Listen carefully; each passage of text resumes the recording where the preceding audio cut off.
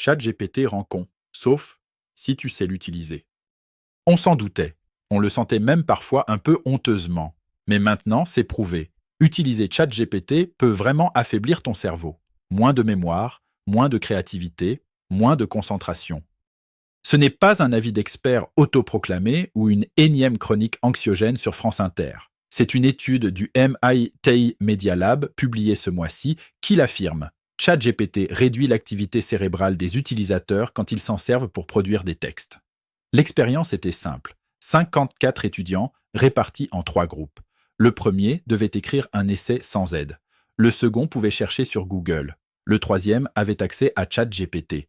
Et là, surprise, le groupe ChatGPT affichait une activité neuronale significativement plus faible, notamment dans les zones associées à la mémoire de travail, à la réflexion logique et à la créativité. En gros, leur cerveau tournait au ralenti.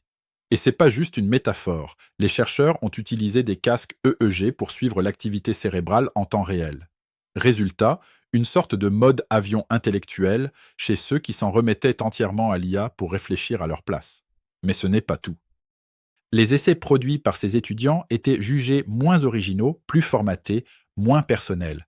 Et surtout, les participants ne se souvenaient plus clairement de ce qu'ils avaient écrit, comme si ce n'était déjà plus leur pensée. Un des chercheurs parle d'un effet GPS cognitif. Exactement comme on perd notre sens de l'orientation à force de suivre bêtement Google Maps, on perd notre capacité à formuler une idée si on délègue trop à l'IA. Et attention, c'est pas réversible si facilement. Même quand les utilisateurs passaient ensuite à l'écriture sans IA, leur activité cérébrale restait plus faible qu'avant. L'effet persiste, comme un muscle qu'on a arrêté de travailler. Alors oui, on pourrait en conclure un peu rapidement. ChatGPT rend con, mais ce serait passé à côté du plus important.